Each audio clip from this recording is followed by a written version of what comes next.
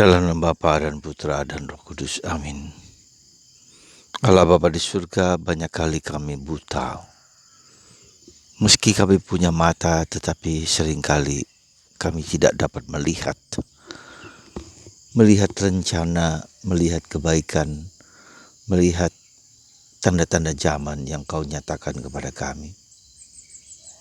Kami buta batin kami. Bantu kami untuk melihat keselamatan yang Kau berikan kepada kami dengan mata batin yang terbuka. Terpujilah nama-Mu kini dan sepanjang segala masa. Amin. Para saudara-saudariku yang terkasih dalam Kristus, kita itu meskipun mata kita terbuka, tapi seringkali tidak bisa melihat. Melihat apa? Melihat kebenaran. Melihat cinta kasih. Mata kita terbuka, mata batin kita melihat keselamatan yang Tuhan nyatakan kepada kita. Seringkali kita dibutakan, ditutup, diselubungi oleh dosa, sehingga kita tidak mampu melihat dengan benar, sekali lagi dengan benar dan tepat apa yang Tuhan nyatakan kepada kita, kebahagiaan yang Tuhan nyatakan kepada kita. Hari ini dalam bacaan Injil kita mendengar bagaimana seorang Bartimius yang buta, yang berteriak-teriak, Yesus, kasihanilah aku. Dan semakin dilarang, semakin berteriak. Saudaraku terkasih dalam Kristus, saya mau mengajak Anda untuk melihat Bartimius ini dengan dua sisi. Sisi pertama memang dia sungguh-sungguh buta. Dia sungguh-sungguh tidak melihat dan butanya sejak lahir. Dan tentu saja ini menimbulkan suatu penderitaan, suatu kenyataan yang tidak mudah bagi dia. Dan seperti yang seringkali kita tahu, dengan banyak orang yang kita sebut orang cacat, meskipun tidak boleh disebut cacat, tapi disebut disable, entah buta, entah bisu, entah tuli, dan berbagai macam penyakit, katakanlah penyakit ketidakmampuan dalam diri manusia sejak lahir bahkan. Nah, maka dia berteriak. Jadi ada suatu gumpalan dalam hatinya yang begitu dalam. Ketika dia mendengar Yesus, dia tidak melihat, tapi ketika mendengar Yesus, dia berteriak-teriak dan berteriak-teriak seperti suatu letusan gunung berapi yang memancar. Begitu dahsyat, begitu kuat. Dan Yesus tahu hati kedalaman manusia. Imanmu menyelamatkanmu, sembuh dan sembuh. Jadi saudaraku terkasih, kita punya kelemahan, keterbatasan apa saja dalam berbagai macam bentuk, disabilitas kita karena panca indera kita yang tidak sempurna, atau berbagai macam hal, kebutuhan dan keinginan lain yang terbatas. Tuhan bisa mengubah menjadi lebih baik, tapi juga bisa menggunakan disabilitas itu untuk menunjukkan suatu karya Tuhan yang agung dan mulia. Banyak contoh ketika orang disable, misalnya Fikowicz yang tanpa kaki, bahkan tanpa tangan, tapi bisa memberikan motivasi yang dalam kepada banyak orang bahwa karya talenta Tuhan begitu luar biasa. Juga seorang dari Korea yang tidak mempunyai jari-jari, hanya mungkin begini saja, tapi dia bisa main piano dengan sangat lincahnya. Tentu dengan begitu pengorbanan, begitu latihan yang luar biasa, tapi menunjukkan bahwa orang bisa keluar dari penderitaan dari disabilitas itu. Dia matanya tidak tertutup tapi terbuka, meskipun secara fisik dia tidak dapat melakukan banyak hal seperti kita. Banyak YouTube yang yang tidak punya tangan, istrinya punya tangan tapi punya suami, punya anak, dan lengkap dengan menggunakan tangan, makan dengan kaki dan seterusnya. Ya. Jadi sekali lagi kita tidak pernah boleh putus asa dengan situasi kondisi kita masing-masing yang berat sekalipun.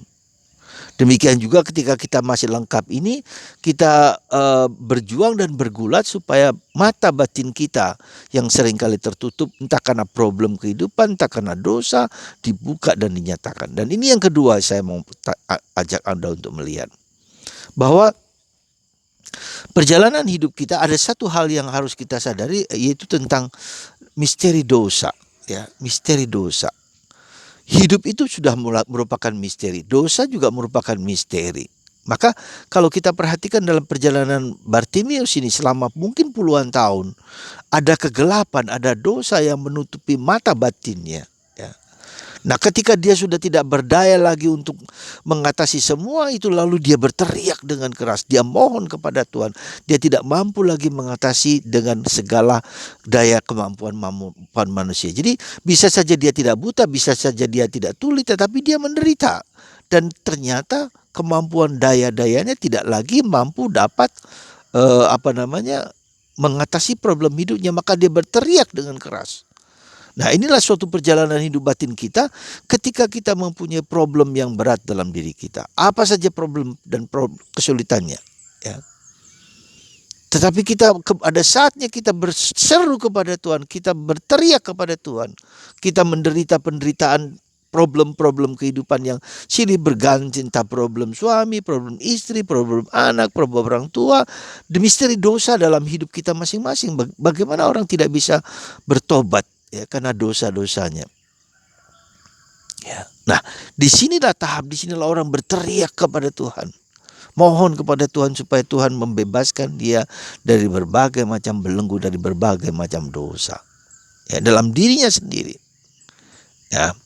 Jadi ini ada tahapan doa di mana kita diajak untuk tidak berpegang kepada daya-daya manusiawi kita, ya. Jadi sekali lagi kita lengkap loh, ya. Jadi disitulah ketidakberdayaan kita itulah yang membuat kita harus belajar untuk melepaskan ego kita, melepaskan niat kita, melepaskan penyangkalan. Kita harus membuat penyangkalan diri. Nah, tahapan inilah yang penting dalam proses pertumbuhan perkembangan hidup rohani kita, ya. Tahap di mana kita harus belajar menyangkal diri, kita berpusat pada Tuhan, ya, membiarkan Tuhan sendiri bekerja dalam diri kita pelan-pelan.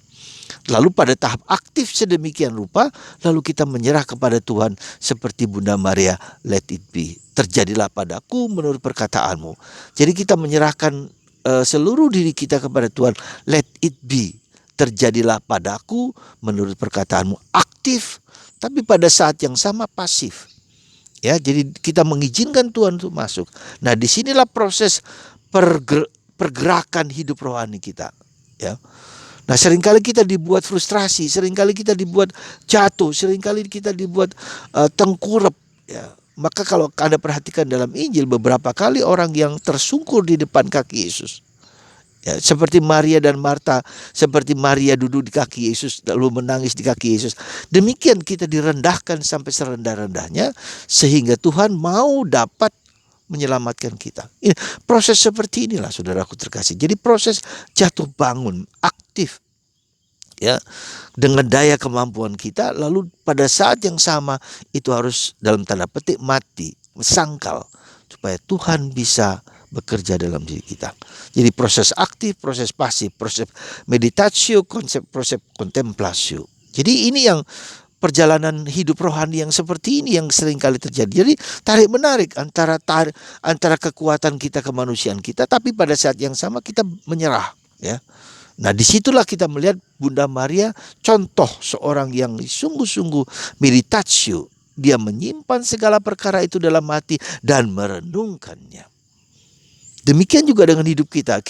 kita merenungkan, bertanya-tanya tentang hidup kita, tentang problem diri kita, bertanya-tanya kepada Tuhan, mempersembahkan kepada Tuhan, jatuh lagi mempersembahkan lagi kepada Tuhan, dan kita dengarkan Tuhan mau apa dengan hidupku.